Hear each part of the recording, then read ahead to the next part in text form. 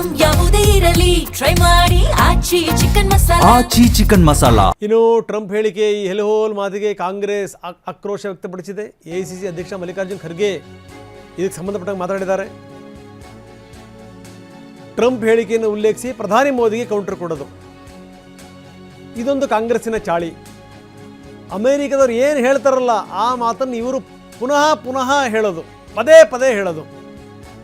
ನಿಮ್ಮ ಫ್ರೆಂಡ್ ಇಂಥ ಹೇಳಿಕೆ ಕೊಟ್ಟರು, ನೀವ್ಯಾಕೆ ಮೌನವಾಗಿದ್ದೀರಿ? ಇದು ಸಂಗತಿ.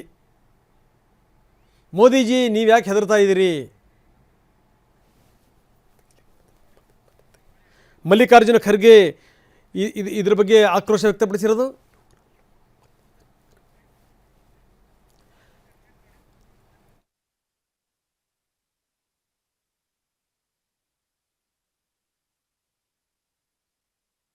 ಸೊ ಇದು ಸಂಗತಿ.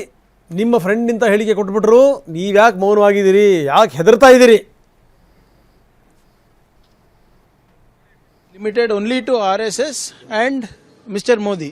See, the BJP people's patriotism is limited only to RSS and Mr. Modi. The President of United States, that is Mr. Modi's friend, Mr. Donald Trump, calls India hellhole, and still these people don't say anything.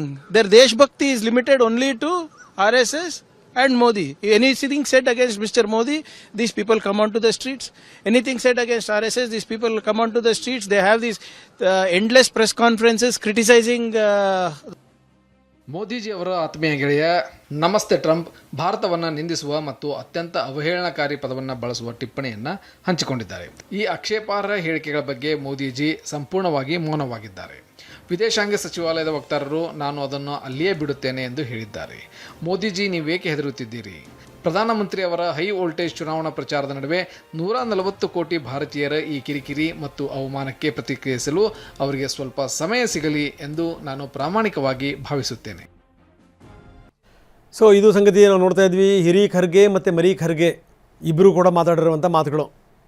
Modi ಮೌನವೇಕೆ, ನೀವ್ಯಾಕೆ ಹೆದರ್ತಾ ಇದ್ದೀರಿ?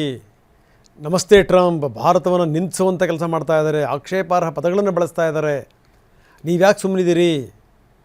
ವಿದೇಶಾಂಗ ಸಚಿವಾಲಯದ ವಕ್ತಾರರು ಇದನ್ನು ನಾವು ಇಲ್ಲಿಗೆ ಬಿಟ್ಟುಬಿಡ್ತೀವಿ ಅಂತಾರೆ, ಯಾಕೆ?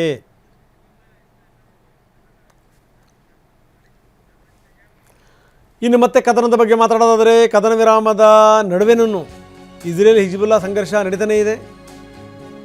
15 ದಿವಸ ಇವರು ಕದನ ವಿರಾಮ ಘೋಷಣೆ ಮಾಡಿದ್ದಾರೆ.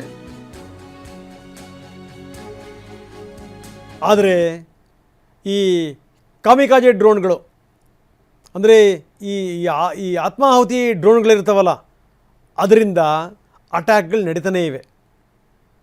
ಇಸ್ರೇಲ್ ವಾಹನಗಳನ್ನು ಹಿಜ್ಬುಲ್ಲಾ ಪಡೆ ಟಾರ್ಗೆಟ್ ಮಾಡಿದೆ, ಅದನ್ನು ರಿಲೀಸ್ ಕೂಡ ಮಾಡಿದೆ ಹಿಜ್ಬುಲ್ಲಾ ಸೇನೆ. ಈಗೇನಾಗುತ್ತೆ, ಮತ್ತೆ ಕಿತ್ಕೊಳ್ಳುತ್ತೆ.